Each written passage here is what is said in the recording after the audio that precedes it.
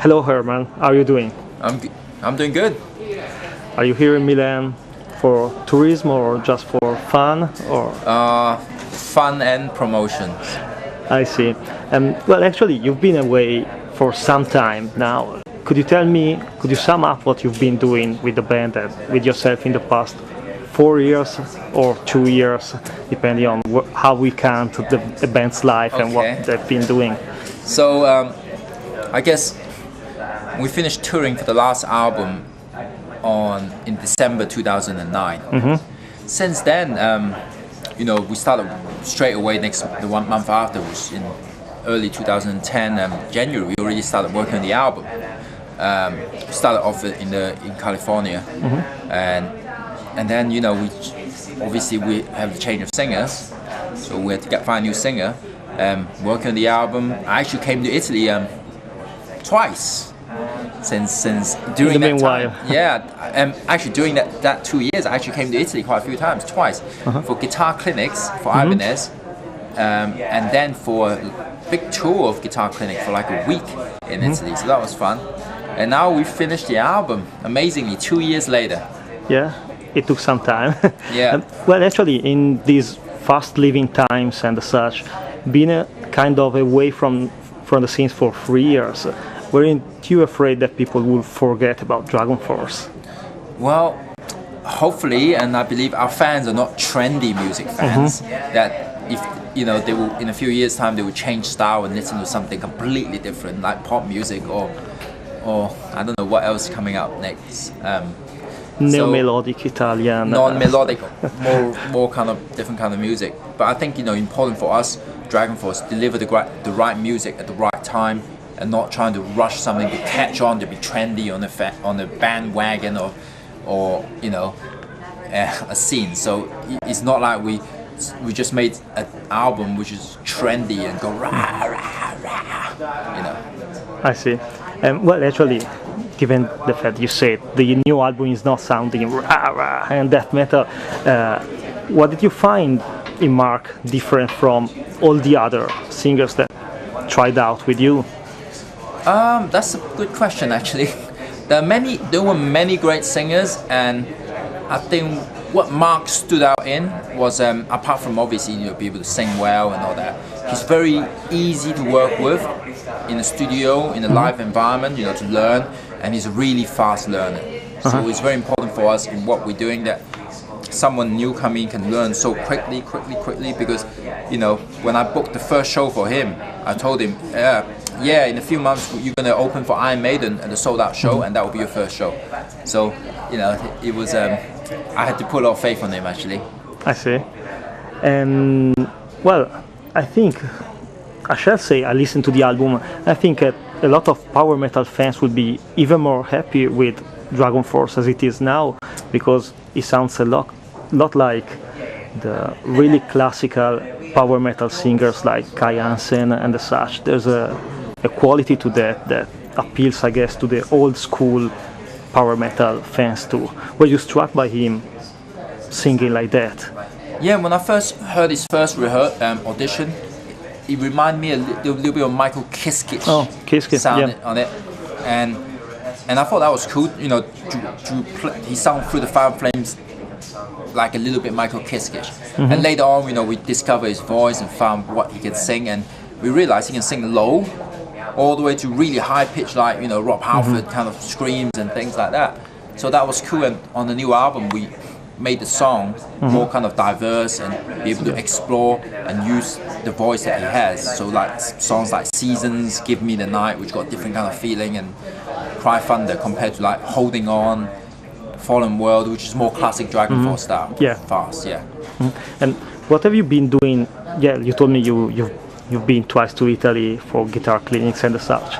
Did you have any free time where you were just doing stuff which is not music related? Do you actually do anything which is not music related? Or you keep practicing the guitar to get honest, faster and faster? Nothing. I was just doing music. That's cool. Playing the guitar, traveling, playing the guitar, learning more about recording studio production to make this album even better, because we produce it really we did like pretty much 90% of the work of recording and producing on this album, you know, and I had to. The last 6 months, I had to stop doing martial arts just to concentrate on doing the album. You know, I really enjoyed doing it. It's just the music was getting so crazy that I had to kind of drop everything in my life and do it. I see. And how much, since you've been practicing and doing guitar-related stuff all this time, to how much faster do you think you can get? Is there a limit you think that at a certain time, a certain point, a human person can go any faster? Well, I think I was developing not really the speed, but more of the melodic side and the feeling side. I thought, you know, I want to develop that a bit further in different ways, you know, because, you know, like I said, fast notes, all that stuff is cool, but we done a lot of it, and we also want to add a different dimension into the band's music and in my own playing.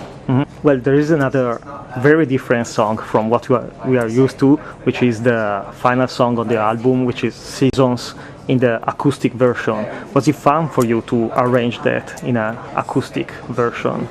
I think it was cool for the band to do something different, and to show that we're not just, you know, we only think about shredding guitars, and you know, and to show different kind of colors. And it's great that Fred helped, you know, arrange that track. You know, we wanted something different than, you know, Sam and I would do, that kind of arrangement. And it also showed Marc's voice without all this, you know, drums and heavy guitar, so we can really show that, you know, this guy's no joke. You know, he's really a great singer, even though this is his first time.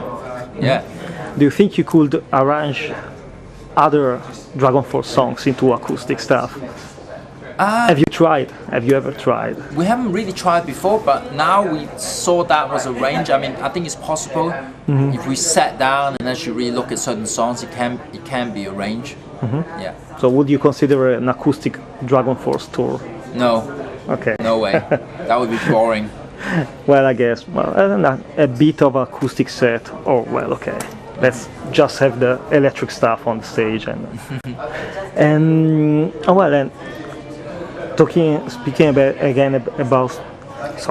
speaking again about the fast songs.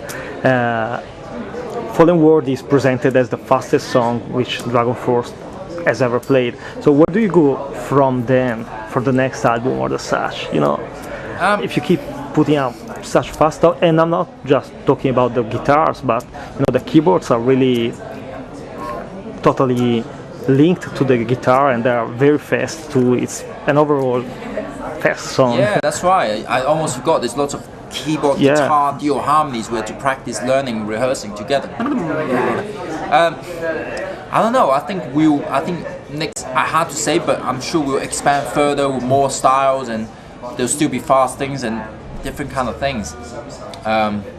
You know, we definitely plan to evolve ourselves. Now the dynamics of the band is different from the previous lineup, so it'll be interesting to see what happens. But right now, you know, we're just excited to play these new songs on the tour. It'll be cool to be funny, play more new songs. You know.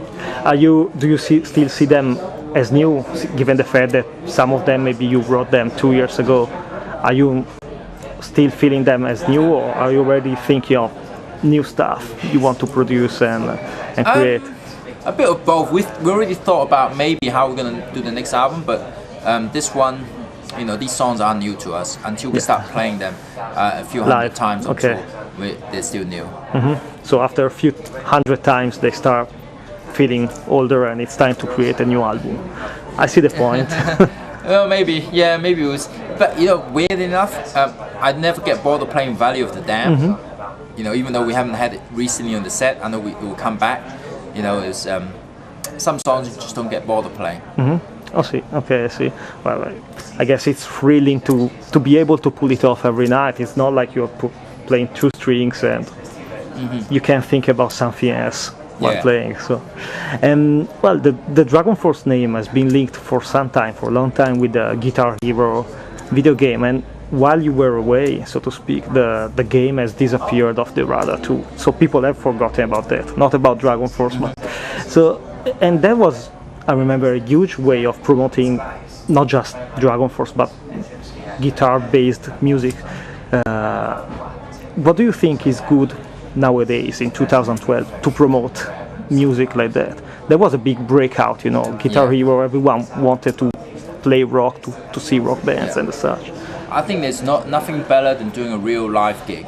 Really, at the end of the day, the Guitar Hero gave us that little extra edge, even though we're not the only band on Guitar Hero, there's hundreds. Of course. But of course, you know, because it was weird, I think, the way for people to hear these fast melodic songs, the way we were doing it.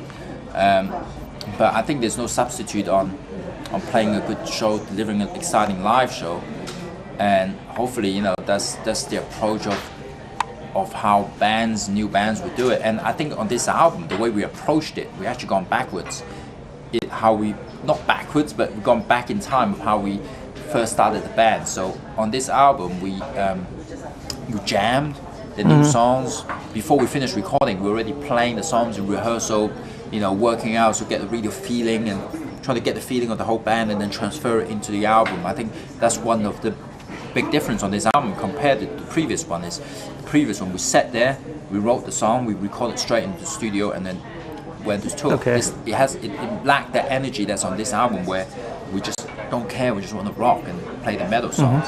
Yeah. I see. So what about touring, since you've been talking about it a lot? Do you have any plans about touring and coming to Italy hopefully and such?